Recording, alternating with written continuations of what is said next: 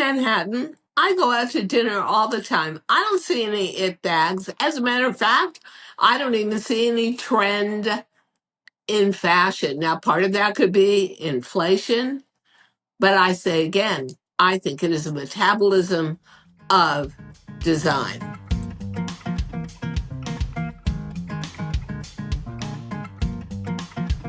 Hi, everybody. This is Diane Gilman, formerly known as the Queen of Jeans, but now the proud host of my podcast, Too Young to Be Old, and our sister podcast, Fashion Thursdays with Diane. Well, I feel like I'm a news anchor, and I'm reporting that as the Rockefeller Center Christmas tree, which is massive, arrived on a semi-tractor trailer in Rockefeller Center, New York, Manhattan, Saks Fifth Avenue very sadly announced no more Christmas windows ever.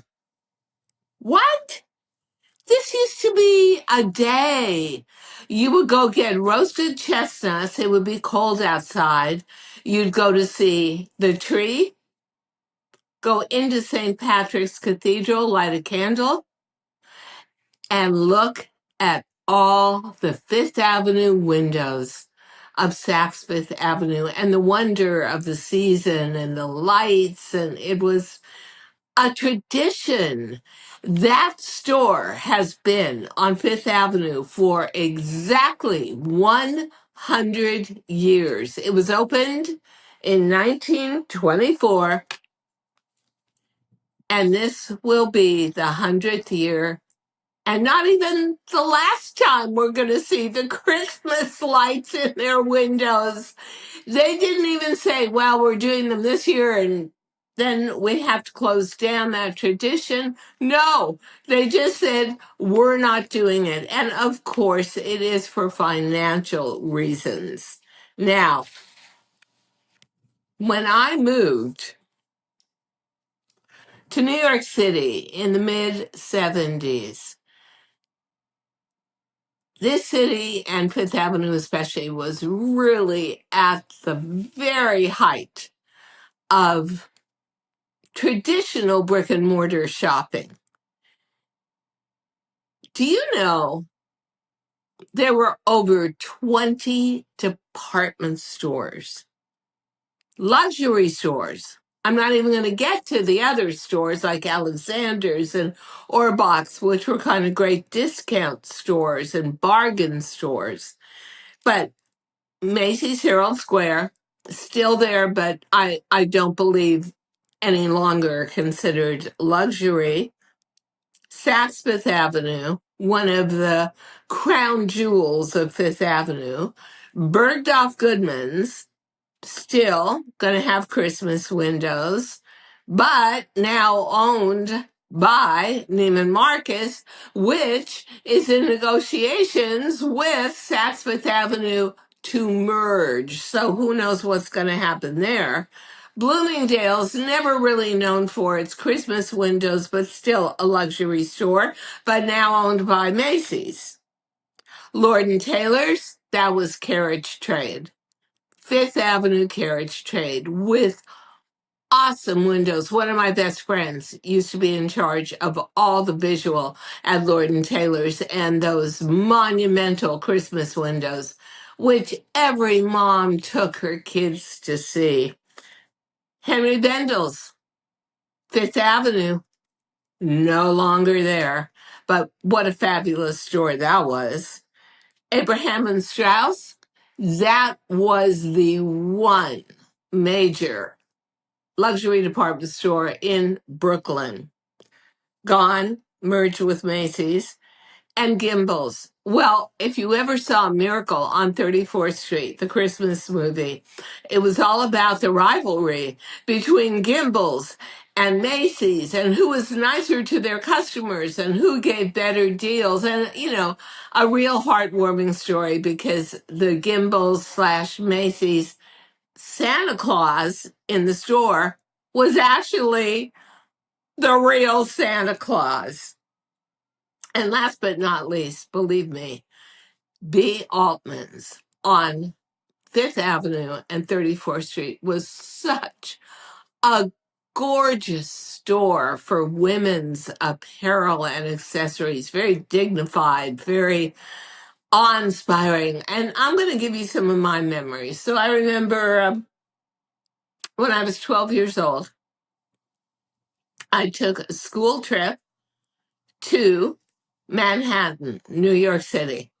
And we, as a class, were going group wise to Broadway to see a play or a musical. And oh my God, so excited. And so at 12 years old, I remember going into with my teacher or whoever was chaperoning um, to buy my first LBD, my first little black dress, and that was 1957. Oh my God, it was so exciting going into that dressing room, trying this stuff on, having the tailor come in to hem it, and I was 100% hooked on luxury. Hi, it's Diane Gilman. Guess what?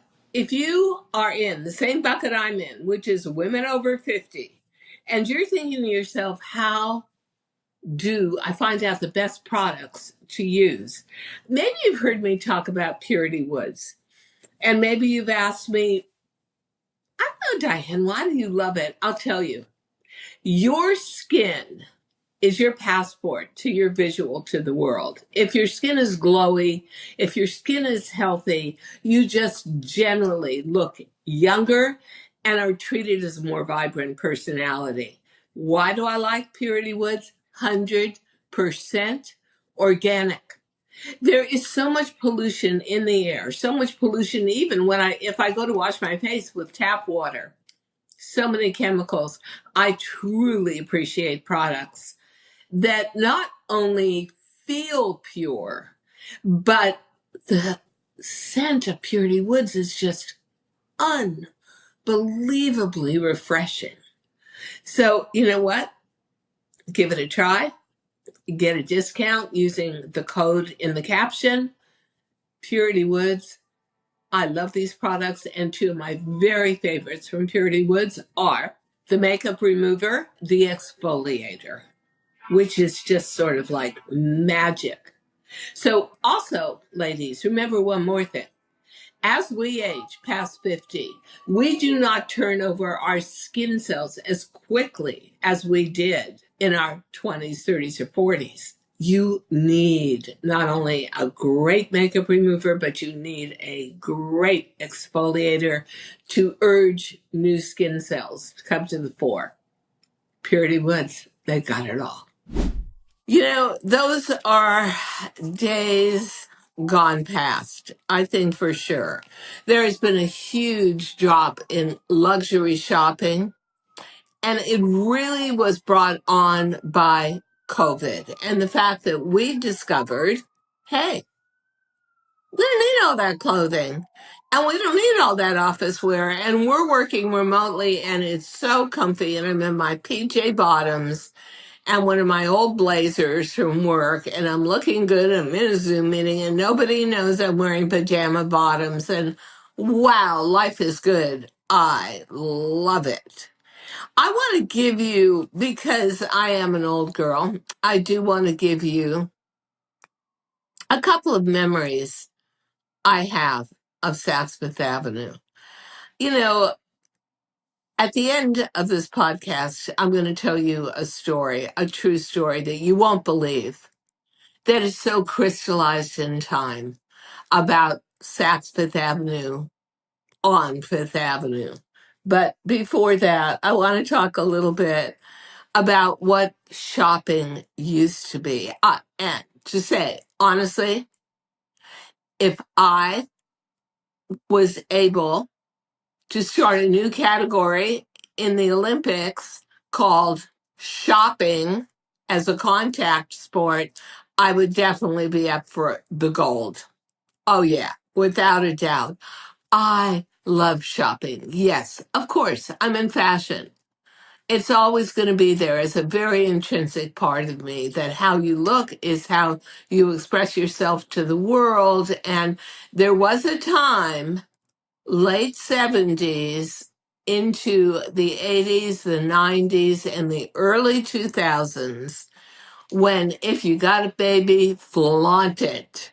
You wanted to show it all. And that's when all the big jewelry stars um, came into play and were wearing tons of jewelry and diamonds and yeah. So Saks used to have this great thing going for it. The day after Christmas, if you were willing to get up in the dark and the cold, you got there and they were open at just for this one day, 6 a.m. in the morning until the store opened to the general public at 10 a.m. So you stand in line and they let X amount of you in. And where do you want to go? Do you want to be cruising all over the first floor, which is luxury handbags, luxury skincare, and luxury scarves and accessories? Or do you want to go up to the second floor, which begins the luxury brands, but also is the fur department? And remember, up until a certain amount of time ago, it actually snowed in New York City in the winter. It actually got cold, and we were not so guilty about buying fur. And it was beautiful, and it looked appropriate, and it looked luxurious. Okay, so I decided I want to go to the second floor and beyond. Oh, they've got black velvet ropes up, just like Studio 54. And they've got a line that is snaking through the entire store. And you wait in line, you wait in line, you wait in line, and they finally let a certain amount of people onto the elevator, shoppers, and you go up to the second floor. And I swear to you,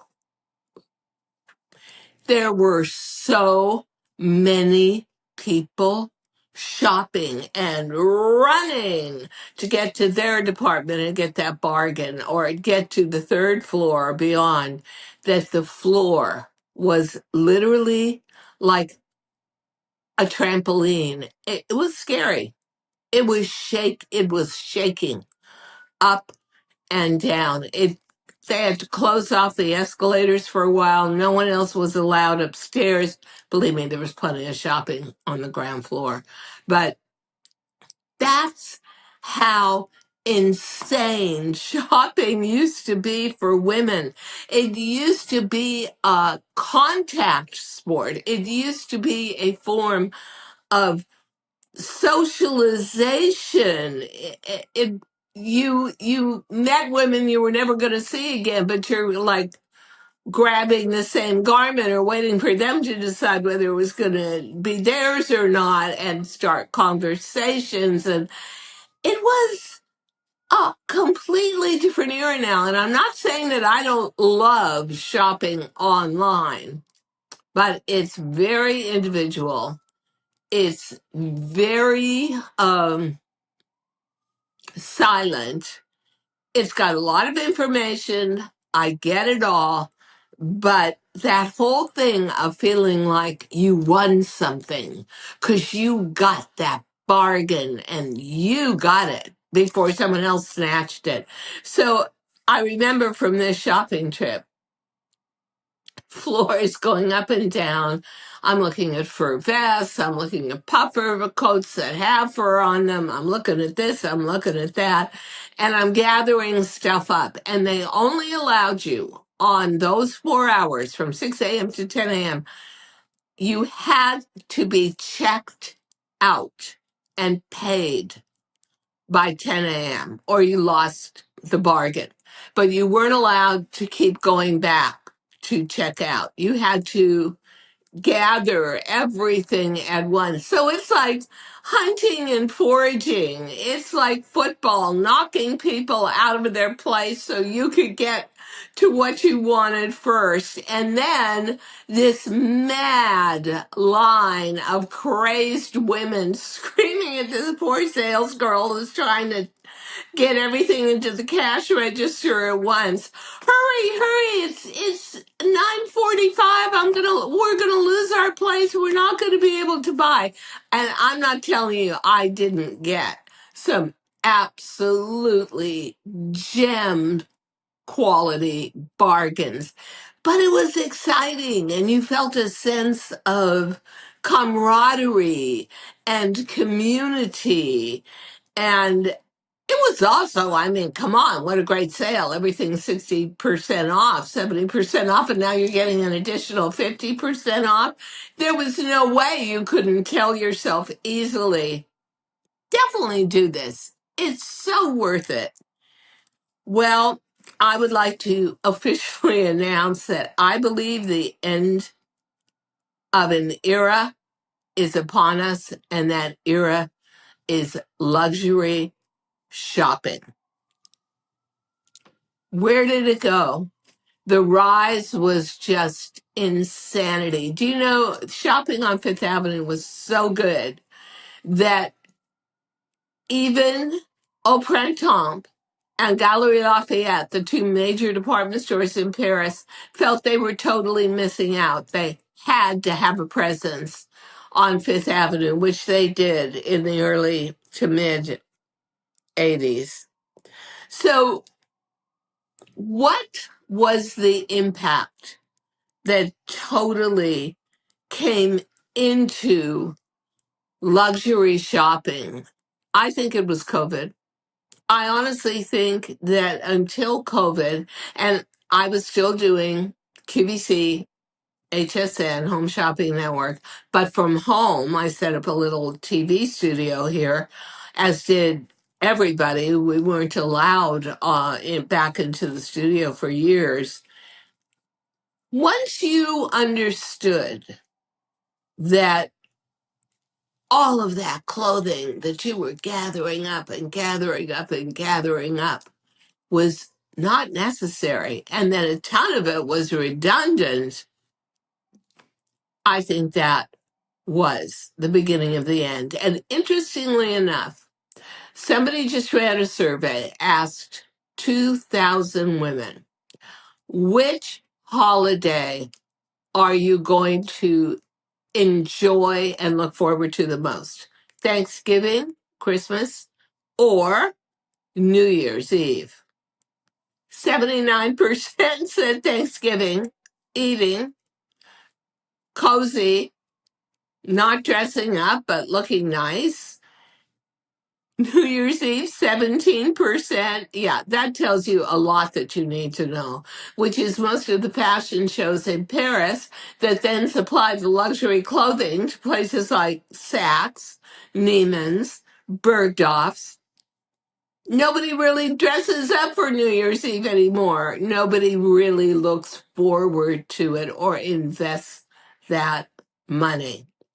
So, the other thing that was going to make luxury shopping go on forever were new areas of the world. So, when China came into its own, all of these brands like Saks, like Neiman's, got outposts in China, as well as major brands like Prada, Gucci, Burberry, Dior, Fendi. And guess what? China, the land of the knockoff, where they became experts at copying this stuff. Yeah, they had a little spurt of luxury growth for about a year and a half recently. And then they turned around and said, uh oh, I think I'll just go back to the knockoffs. And frankly, some of their knockoffs are so good, I don't blame them. Another thing happened with luxury shopping, which is the metabolism, the turnover rate of fashion way slowed down. And as many of us went back to the office, but only a couple of days of the week, that matched really well with the slowdown of newness and innovation because you really didn't, you just needed 2 days worth of clothing a week. You know, I think to myself now that I live within a capsule wardrobe, and yes, it is luxury wardrobe, but I need so much less of it that I honestly can afford to buy better pieces and wear them constantly and just re-accessorize them. I think that is a huge part of the death, the end of the era of luxury shopping. The other thing is, I don't know about you guys, but I'm going to be perfectly honest. I buy everything online. And what used to be a luxury fashion store that I was buying from, like Saks or Neiman's, it's now Amazon. And I'm not going to tell you that I think Amazon has done a great job with luxury shopping. I don't think they have. But you know what? I'm not going to spend $500 on a t-shirt anymore. I'm going to spend 24.99 from Amazon, and for basics that fake it and look good and you still wear with your expensive blazer or your expensive outerwear, they do a great job. So that killed off a whole part of luxury. And then, all of the hype about it bags and you know what else something? I'm in Manhattan. I go out to dinner all the time. I don't see any it bags. As a matter of fact, I don't even see any trend in fashion. Now, part of that could be inflation, but I say again, I think it is a metabolism of design. The fact that when you look at fashion weeks, which all seem to blend together now, Paris, London, Milan, what you see are what people are wearing in the streets or what they're wearing to the fashion show. Let's face it, you rarely see the fashion show. A lot of them are nothing but evening wear. You're never going to wear it, and you're just going to see it on the red carpet for SAG Awards or the Oscars in the entertainment industry. So, in its own way, also, luxury shopping has lost its luster because, as much as I love luxury shopping online from, let's say, somebody like Net-a-Porter, they make it so easy. They were brilliant 24 years ago when a very wealthy woman moved out of London into in the near suburbs and said, "Oh, I don't want to have to drive all the way into London and hassle parking and walking and dragging the bags. And why can't somebody just show me pictures and come to me?" And that's what they did. And they were actually the first online retailer, Net-a-Porter, to take luxury and make it understandable, give you all the details of the garment and what the model, how tall was she, what was her sizing, what was she wearing, and give you video of every single garment on a model, full 360-degree view with accessories and the whole outfit, marrying it together. And that, I think, was definitely the beginning of the end of the era of brick and mortar, hands on luxury shopping.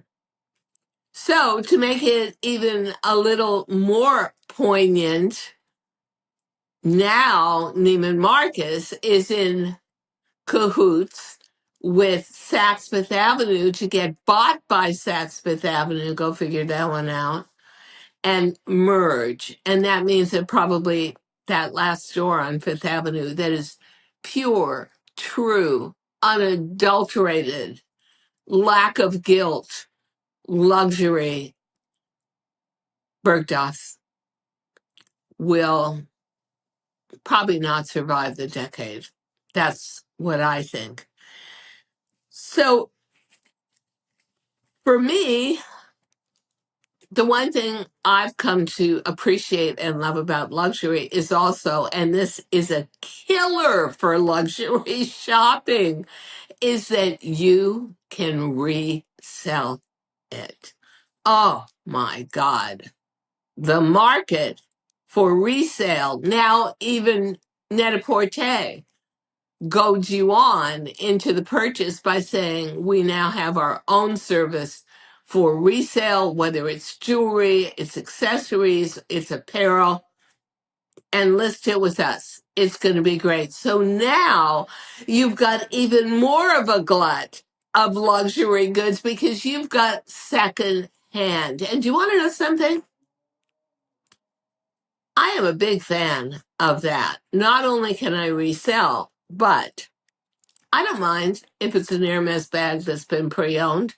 I kind of like the wear and tear on it, and the outrageous price is definitely more muted and more understandable. You know, for somebody like me who's almost 80 years old, I feel like I'm almost as old as Saks Fifth Avenue, a century old. And every good thing morphs out or comes to an end. And I think that I spent my middle age shopping. And what you needed to buy luxury clothes to get dressed up, to do luxury shopping on Saturday or Sunday. And it became a way of life. And it became something of a way to fill up your time and be able to dream. And I remember one thing I absolutely loved about shopping, especially when the salespeople weren't so almost desperate for a sale that their eyes would follow you through the store, which is what it's like now. I don't find it a great experience. Um, I could waft through a store. I mean, half the time I couldn't afford most of it, but I could dream. And I think that one of the pinnacles of shopping for me was Saks Fifth Avenue and the fact that they took their eighth floor and they made the entire floor shoe heaven. You know that it was so big, it actually got its own zip code. Everybody used to talk about it like, oh my God. And then actually, Harrods in London followed by taking almost an entire floor of that vast store. And you would go through these portals, through these doors with a big arch, and the arch said shoe heaven. So that was definitely an echo of Saks. The air has come out of the luxury balloon even for the leaders of the industry, which is Hermes, and Hermes said, oh, we had a 10% gain in sales this year. But no, it really wasn't a 10% gain in sales. It was, they raised their prices 10%.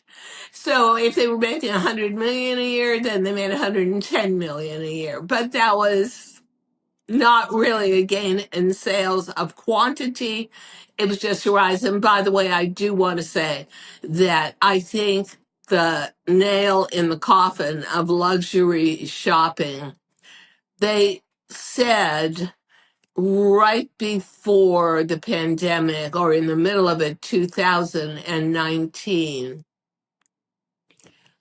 luxury prices on apparel and women's accessories, you ready for this? Rose 60%. So the luxury market became like a shark in a frenzy, eating its own tail. They raised the prices so much that even if you loved the idea of shopping and you had places to wear it, which for 4 or 5 years in New York City, you did not. You did not go out. You did not go to restaurants. Everything was closing, not opening. 60%. And I do want to say personally that I remember buying the classic Chanel handbag at $3,500. Well, today it hasn't really changed. And maybe you get a great color, but it's still the classic. It is now way over $7,500. And I remember once treating myself to a Chanel jacket that was terrifying price, but I think I got it on sale. But let's say the original price of it was $5,000 or $6,000. Do you know the majority of their jackets today are $20,000? So in a way, the luxury market priced itself right out of luxury. And then we had the rise of what we in the industry call fast fashion. So, fast fashion is all of these Chinese factories that go direct, not through a brand, but create their own label, knock off whatever is happening in Paris or Milan or London and go directly to the stores and ship to the stores. Like one of my favorites was Forever 21. That was a great fast fashion store that really got it right, as does Zara, as does H&M. Once you understood as a shopper that you could actually get incredible duplicates at 1/10 the price of the original, I think that was absolutely another question mark for the future of luxury. But honestly, global economy today, um, China is kind of quiet and they absolutely rejected every retail luxury brand. And then you think about inflation and the fact that I'm not focused on buying a new expensive watch, or I'm really aghast at every time I buy groceries what I get. I'm expecting like 4 bags to arrive at the door. I get like 1 bag. So it seems to me that our mentality has shifted, that a lot of us still want to go on working remote. And you know what? I'm nostalgic. It is, I think that what they will do is very shortly, there will be some kind of massive shift. All of those brands, Saks, Neiman's, Bergdorf's, will merge. And just the way Macy's merged all through America with local department stores that really understood their citizenry and their customer, and that was a fever dream that has cooled down significantly. Macy's is now closing 150 more stores nationwide.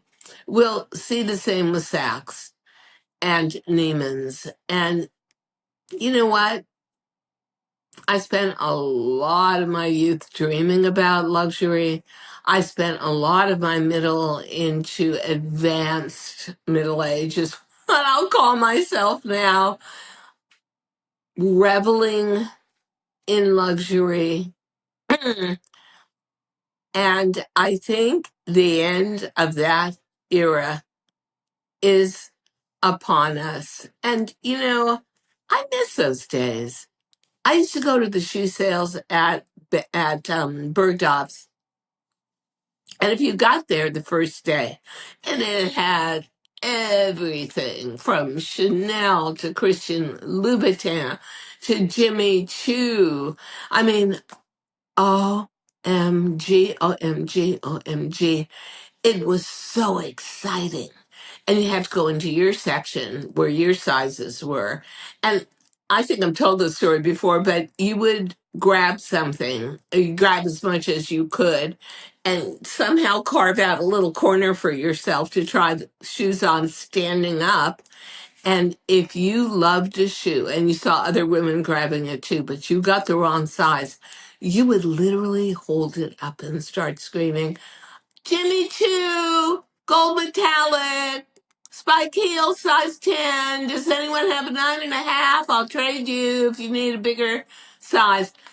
You made contact with other women. You made friends with them for that moment. And it was, oh, that looks divine on you. Where are you going to wear that? Oh, I'm wearing that to the Met Gala. What are you going to do with yours? And you got a lot of information. You made contact with a lot of other female shoppers you ordinarily would never meet. And you came away, I don't know, somehow feeling comforted, somehow feeling like you used your time wisely. You had a really good time. You got something beautiful and something you really loved. Not the same as ordering online and having it anonymously delivered with a return sticker. But you know what? I think we are going into a whole new headset about fashion foundationally and what it means to us and what it says for us as we decide how to wear it. And I think we're going to wind up after we actually acknowledge that this is the end of an era of luxury shopping. The next big question we're going to ask ourselves is fashion even necessary? Ha! That will, in part, be the subject matter of our next Fashion Thursday. So I thank you all for listening to my reminiscence of what Marcel Proust would call remembrance of things past and the era of physical, exciting, dreamy, inspiring brick and mortar luxury shopping. See you next week. Thank you so much for listening to Too Young to Be Old podcast. The episode may be over, but the fun doesn't have to stop here. Find us on Facebook, Instagram, TikTok, and YouTube at The Diane Gilman, or visit our website, thedianegilman.com. If you like the show, leave us a rating or a review and subscribe so you don't miss the next episode. And until then, don't forget, age is just a number. Together, we'll prove that we are all too young to be old.